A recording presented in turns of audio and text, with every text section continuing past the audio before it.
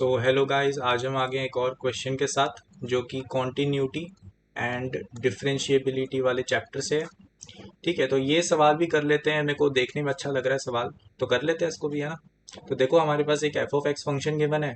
ये capital F of x है, यहाँ पे स्मॉल एफ ऑफ एक्स है, एंड यहाँ पे कैपिटल जी ऑफ एक्स है, और यहाँ पे स्मॉल एफ ऑफ एक्स है।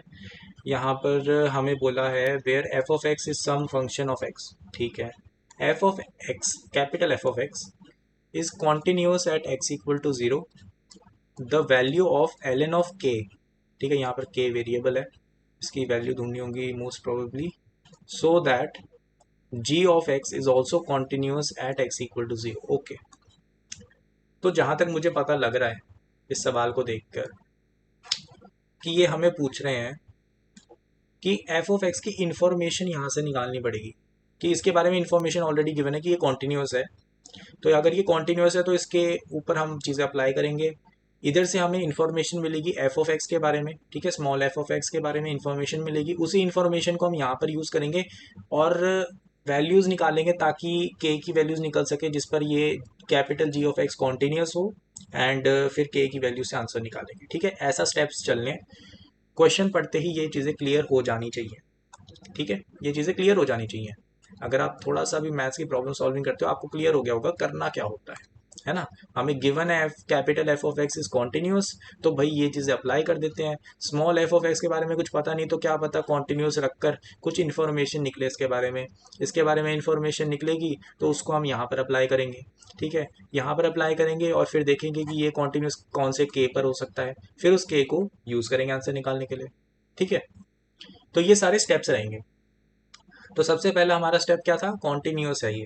ओके, कॉन्टिन्यूस होता है तो क्या होता है, left hand limit equal to right hand limit equal to f of, यहाँ पर जीरो है तो एफ ऑफ जीरो।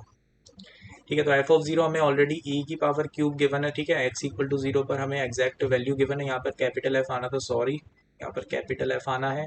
यहाँ पर हमारे पास क्या आ जाएगा, लिमिट। ठीक है, एक्स टेंड्स टू, अब मैं इन दोनों को कंबाइन करके लिख रहा हूँ ना, तो x tends to zero, one plus x plus f of x divided by x की पावर वन बाई एक्स।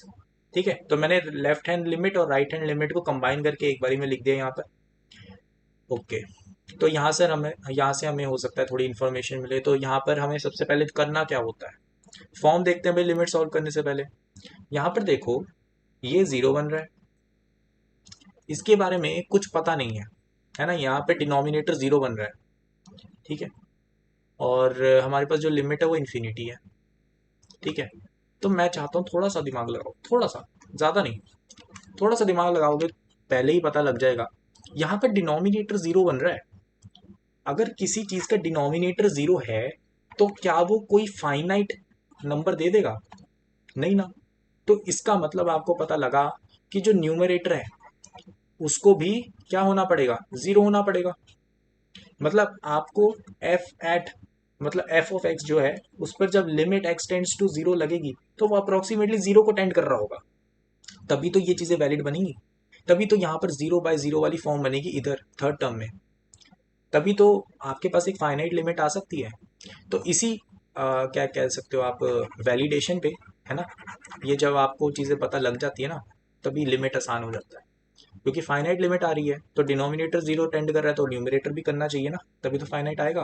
क्योंकि जीरो बाय जीरो वाली फॉर्म होगी तभी तो फाइनाइट आने के चांसेस होंगे, वरना तो हो ही नहीं सकता। तो यहाँ पर हमें कुल मिला के पता लगा ये जीरो बाय जीरो वाली फॉर्म है। यहाँ पर इन्फिनिटी है, यहाँ पे वन प्लस ये जीरो बाय जीरो वाली फॉर्म है। तो देखो भाई, यहाँ से मेरे को कुल मिलाकर तो ये पता लग रहा है भाई ये पूरा जो चीज़ है ना ये जीरो को टेंड कर रही होगी। ठीक है, एज्यूम करना पड़ेगा क्योंकि ये वन की पावर इन्फिनिटी जैसा लग रहा है, मानना पड़ेगा ये। ठीक है, तो हमने मान लिया भाई। ठीक है, तो हम क्या लगाएंगे, सीधा इसका फॉर्मूला, ई की पावर में हमारे पास आ जाएगा limit x tends to zero, one plus x plus f of x divided by x. यहाँ पर हमें क्या करते हैं, ये जो फंक्शन है ना इसमें से माइनस वन कर देते हैं, तो यहाँ पर हमने माइनस वन कर दिया फॉर्मूला के अकॉर्डिंग, और उसमें मल्टीप्लाई क्या कर देते हैं, ये वाला फंक्शन जो वन बाई एक्स आ जाएगा। तो यहाँ से वन वन हो गए सब्ट्रैक्ट। ठीक है, ये क्या आ जाएगा, ई की power one plus f of x divided by x square. ठीक है, ये एक्स यहाँ से कटेगा ना, तो ये बन गया, ये आपके पास आ गया limit x tends to zero. ठीक है, ये आपके बराबर किसके है, ई की पावर 3 के। तो देखो भाई बहुत सिंपल सी बात है, आपके पास क्या आ गया कि 1 प्लस, यहाँ पे पावर को मैच कर दो ना, 1 plus limit x tends to 0 f of x divided by x square equal to 3। तो यहाँ से आप जब इसको थोड़ा सा सॉल्व कर लो क्या मिलेगा, limit x tends to 0 f of x divided by x square equal to 2।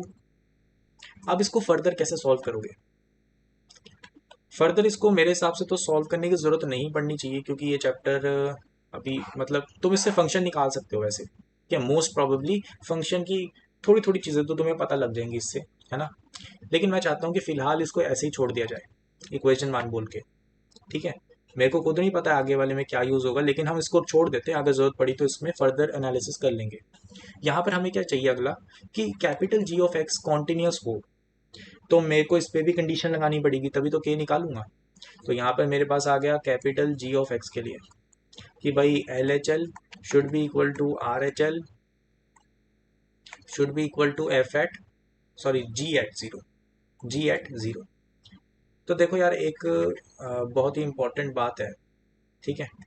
क्या बात है वो, बात ये है कि यहाँ पर आपको फिर से कंबाइन करना पड़ेगा, है ना। यहाँ पे इसको कंबाइन करोगे क्या बन जाएगा, limit x tends to 0, g of x आपका क्या है, जी ऑफ एक्स आपका है 1 plus f of x, 1 plus f of x divided by x की पावर 1 बाई एक्स।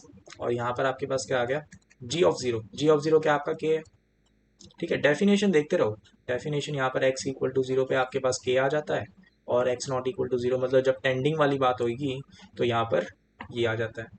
तो यहाँ पर आपको फिर से दिख गया कि ये तो 1 है, ये 0/0 वाली फॉर्म होनी चाहिए एज जो हमारी प्रीवियस एक्सप्लेनेशन थी। तो और पावर इन्फिनिटी है, तो मैं मान लेता हूँ कि यार इनडेटर्मिनेट फॉर्म होनी चाहिए, तो ये 0 को टेंड करेगा, है ना, ठीक है। तो तुम्हें क्या मिला, तुम्हें ये 1 की पावर इन्फिनिटी मिल गई फॉर्म। तो तुम्हें ये पता लग गया कि हाँ फिर से फॉर्मूला लगाना, ई की पावर में क्या आ गया तुम्हारे पास, limit x tends to 0 1 plus f of x minus 1 यहाँ पर डिवाइडेड बाई एक्स और 1 बाई एक्स। तो यहाँ पर 1 सब्ट्रैक्ट हो गया और ये तुम्हारे पास वैल्यू आ गई के। तो तुम्हारे पास ये आ गया कि ई की power limit x tends to 0 f of x divided by x square is equal to k. तो यहाँ पर थोड़ा सा अच्छी बात हो गई कि हमारे पास इस चीज़ की वैल्यू मुझे ऑलरेडी पता है ना। ये जो पावर में ई के, ये मेरे को ऑलरेडी पता है ना। मतलब इससे मैं ऑलरेडी इंफॉर्मेशन निकाल सकता हूँ, बट मेरे को ज़रूरत नहीं पड़ी इस क्वेश्चन में, है ना। तो इक्वेशन 1 से ये इजीली मिल गया मेरे को कि इसकी वैल्यू 2 है। तो अगले स्टेप पे आ गया ई की पावर 2 इक्वल टू के, और उसके अगले स्टेप में 2 equal to l n of k, l n of k की वैल्यू बतानी थी। तो हमारे पास जो आंसर है वो 2 हो जाएगा, ठीक है। सी ऑप्शन हमारा आंसर है। यहाँ पर मैं जब आपको कह रहा हूँ ना कि इसकी फर्दर एनालिसिस कर सकते हैं, तो मैं बताता हूँ आपको क्या रहा हूँ मैं। तो देखो यहाँ पर बात क्या है, यहाँ पर मुझे एक चीज़ पता लग रही है, एफ ऑफ एक्स जो है, ठीक है, यहाँ पर मैं डिफ्रेंशिएट कर सकता हूँ, ये 0/0 वाली फॉर्म है, तो इस पर लॉपिटा लग सकता है। लॉपिटा लगेगा तो क्या होगा, आपके पास आएगा F dash of x divided by 2x, limit वही लगी हुई है, इक्वल टू आपके पास 2। फिर डिफ्रेंशिएट करो क्या मिलेगा, फिर से लॉपिटा लगाया, फिर क्या हुआ, लिमिट एक्स टेंड्स टू 0, ठीक है। यहाँ पे फिर से लॉपिटा क्यों लगाया आपने, मैं बताता हूँ। यहाँ पर आपको एक चीज़ माननी पड़ेगी कि जो फिर से आपके पास न्यूमरेटर है वो 0 को टेंड कर रहा होगा एक्स टेंड्स टू 0 पे, क्योंकि आपके पास ऑलरेडी ये चीज़ आपको पता है कि जो 2x है ये डिनोमिनेटर आपका 0 को टेंड कर रहा है, तो न्यूमरेटर भी 0 को टेंड करना चाहिए, क्योंकि यहाँ पर फाइनाइट लिमिट है, ठीक है। तो यहाँ पर आपके पास आ जाएगा f double dash of x divided by 2 equal to 2। तो यहाँ से आपको मिल गया कि f double dash of 0 is equal to 4, ठीक है। सो यहाँ से आप हाँ, तो आपके पास काफ़ी इन्फॉर्मेशन निकल जाती है। जैसे यहाँ पर आपको क्या मिला कि एफ ऑफ एक्स जो है वो आपका 0 को टेंड करता है ना, एफ ऑफ 0 इज अप्रोक्सीमेटली 0, ठीक है। लिमिट है ना, लिमिट लगेगी यहाँ पर, लिमिट एक्सटेंड्स टू 0 करना, ये ज़ीरो है। वैसे ही limit x tends to zero पर आपको एफ डैश ऑफ ज़ीरो भी ज़ीरो मानना पड़ा था, है ना। तो यही चीज़ होगी और ये चीज़, ठीक है। तो आपको तीन कंडीशंस मिल चुकी हैं, ठीक है, तीन कंडीशंस मिल चुकी हैं आपके पास। ये थोड़ा सा अच्छे से नहीं बना ब्रैकेट का। तो आपके पास तीन कंडीशंस मिल चुकी हैं, इन तीनों कंडीशंस को आपको इस्तेमाल करना है। तो देखो कैसे करोगे। आपको एक चीज़ पता है कि जो आपका फंक्शन है एफ ऑफ एक्स, वो कोई फंक्शन है एक्स का। अब देखो मेरे को इंट्यूशन ये आ रहा है कि ये जो फंक्शन होगा वो पॉलिनोमियल फंक्शन होना चाहिए, है ना। पॉलिनोमियल फंक्शन होना चाहिए। तो बात क्या है, बात ये है कि अगर आप यहाँ पर एक्स स्क्वायर कर रहे हो, ठीक है, अगर मैं एफ ऑफ एक्स को मान लूँ कि वो एक क्वाड्रेटिक पॉलिनोमियल है, ठीक है, तो यहाँ पर आपके पास क्या आ जाएगा, f of x equal to a x square plus b x plus c. तो यहाँ से मैंने एक इन्फॉर्मेशन निकाली, f of zero equal to zero, f dash of zero equal to zero, f double dash of zero equal to 4, ठीक है। तो यहाँ पर आप इस चीज़ को अप्लाई करके ए बी सी की वैल्यूज निकाल सकते हो। एफ डैश ऑफ एक्स क्या आ जाएगा आपके पास, 2ax प्लस बी, और F double dash of x आपके पास आ जाएगा 2a। तो यहाँ से आपके पास सी और बी की वैल्यू ज़ीरो निकल जाती हैं, ए की वैल्यू आपके पास निकल जाएगी 2। तो आपके पास एफ ऑफ एक्स जो फंक्शन आ गया वो आ गया 2x², ठीक है। ये एनालिसिस आपको कैलकुलस देती है, समझ रहे हो। अगर आपको कैलकुलस मास्टर करनी है तो ऐसी एनालिसिस करनी आनी चाहिए, ठीक है। तो ये 2x² मोस्ट प्रोबेबली फंक्शन एक सेटिस्फाई करता है इसको, अबव इक्वेशन को। तो ऐसे एनालिसिस ज़रूरी हो जाते हैं कि फंक्शन ढूंढना भी आना चाहिए कभी कभार, तो उससे फ़ायदा मिल जाता है कभी कभार ना।